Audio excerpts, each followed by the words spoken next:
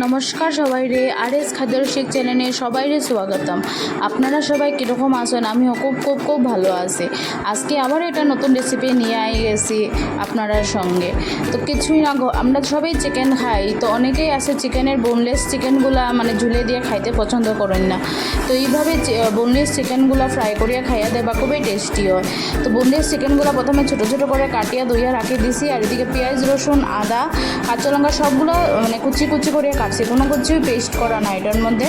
আর একটু বেশি পরিমাণে পেঁয়াজ রসুন দিতে লাগে আর কি। তো দিয়া কড়াইতে পরিমাণ মতন তেল দিয়া পেঁয়াজ দিয়া দিছি, দিয়া তারপরে আদা রসুন কাঁচা লঙ্কা দিয়া একটু ফ্রাই হওয়ার পরে টমেটো কুচি দিছি, দিয়া বেসিক সব মশলা যেমন হলুদের গুঁড়া, জিরার গুঁড়া, লঙ্কার গুঁড়া, ধনিয়ার গুঁড়া আর চিকেন মশলা আর গরম মশলা আর স্বাদ মতন লবণ দিয়া ভালোটিকে কষাইতে লাগবো। ভালোটিকে ভাজা হওয়ার পরে যখন পেঁয়াজ থেকে আর এগুলোর থেকে জল মানে তেল ছাড়ি দিব, তারপরে আমি চিকেনগুলো অ্যাড করবো। চিকেনগুলো অ্যাড করিয়া ভালোটিকে নাড়তে লাগবো, মানে এটার মধ্যে বেশিরভাগ নাড়ানোটাই ইম্পর্টেন্ট। ঢাকে ঢেকে নাড়াইতে লাগবো, ভালোটিকে কষাইতে লাগবো, অল্প জল দিতে লাগবো যাতে মশলাগুলো জ্বলে না।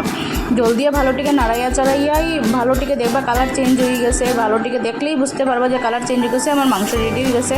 মিনিমাম 30 to 35 মিনিট মিডিয়াম স্টিমে লাড়িয়া চাড়িয়া বানাইলেই রেডি হয়ে যায় চিকেন ভাজা। এটা খাইতে এত বেশি টেস্টি, মানে কী হইব আপনারা খাইয়া আমার প্লিজ কমেন্টে জানাইবা।